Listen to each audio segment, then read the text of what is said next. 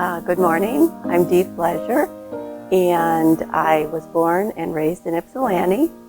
I was a member of Emmanuel Lutheran Church since I was born. I was baptized, confirmed, and married from this church.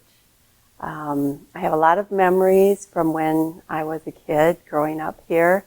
In the congregation would be both sets of grandparents, aunts and uncles and cousins. And so I have a lot of memories of baptisms and weddings in this church.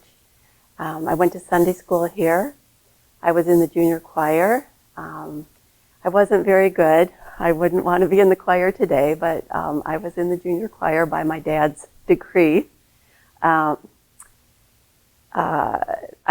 of my memories back in the day is that people used to really dress for church. So there were 4 girls in my family, and I just remember always wearing a dress and having our hair combed and barrettes and patent leather shoes and all of that. I remember one Good Friday, we had a half day of school, and then we came to church for the Good Friday service, and I was up at front in my choir gown, and I looked down, and I had on my scuffed up tennies from school. I was very embarrassed at that time. Of course, today that we don't have those high standards of dress, and I think it's good that people are welcome to come as comfortable or as dressy as they like. So we get a variety of people who are comfortable. So then I went on and got married in the church. I married a Catholic man, and it was a time, luckily for us, where we didn't get a lot of negative reaction in our interfaith marriage. It wasn't really a big deal in 1974. One of the things I really liked about my husband is he was devoted to church attendance, like a lot of Catholics are, and I wasn't so much. I really liked that we went to church every Sunday, and I was happy to bring up my kids in the Catholic Church. We attended church in Milan, where we lived then and we live there now.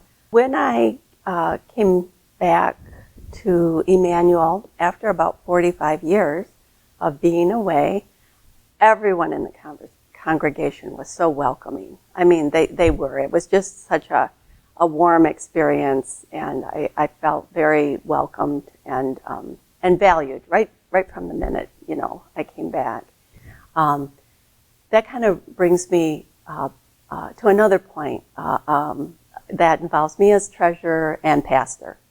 So the first year that I was budgeting, which would be for the year 2020, I read pastor's contract for the first time just to make sure that I was doing everything correctly. And in his contract, it lists all his responsibilities, and then it lists the responsibilities of the congregation toward pastor. And of course, the responsibilities are salary and benefits. The responsibility is also to support pastor's ideas and his projects. And the third item was, in his contract, pray for him. It just touched my heart so deeply that was in his contract. When I worked for Milan schools, I processed hundreds of contracts. And there was never a contract that involved prayer for the employees.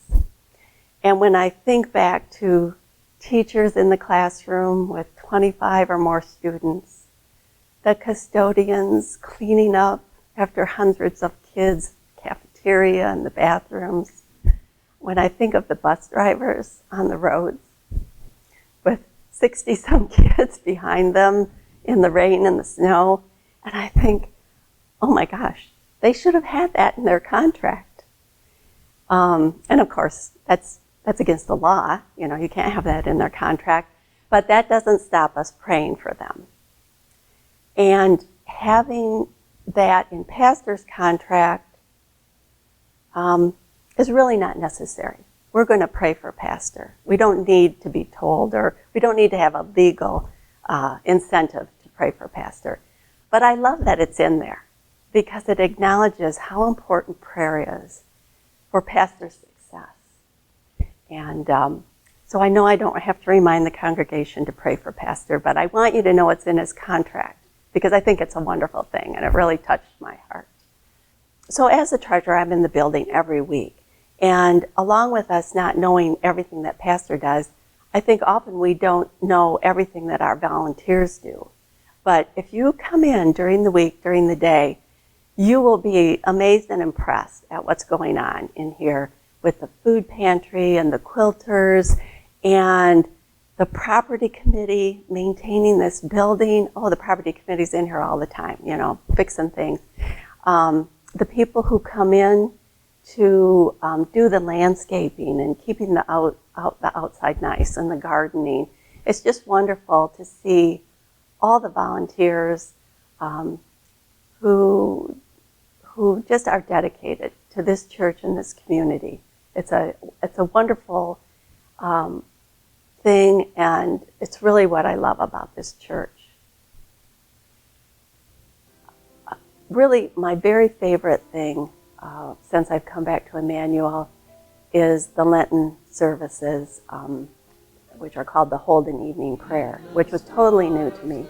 And it is such a quiet, peaceful, spiritually enriching service that I look forward to it every year. And even now, we're about 9 months out from Lent, and just thinking about it just sort of quiets my heartbeat. It's really just a lovely experience to come to that, and that's my very favorite of all the seasons of the church. My hopes for the church is that we will be able to support ourselves financially so that we can continue to worship, have fellowship, and maintain our community programs that I feel are like the cornerstone of this church, our presence in the community. And I also just want a side note is that I love that we serve the community in this building, that we don't raise money and send it to someone else to serve. We serve. We see people face to face. And I really like that about the church, and I would want that always to continue. I want to, for our older generations, I want this church to be here for the rest of their life.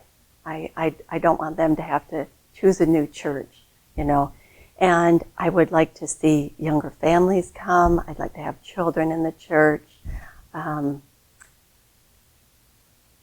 would like to be a part of this church for the rest of my life.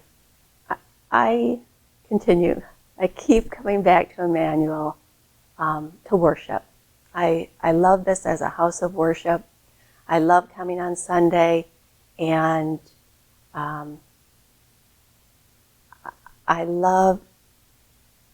try to think of the service as, my favorite part is the sermon, but I try not to focus on my favorite part. I try to think of every part as we're going through it as, what is this saying to me? What's going on here? I like to be conscious of just every moment of the whole service, and that just makes me feel good. And even though I miss worshiping with my family, there is something to be said for not being distracted. I do kind of like coming by myself and just concentrating on the service. And think even without all the extras that I might have mentioned, it's the worship. It's just the enrichment of coming to worship here.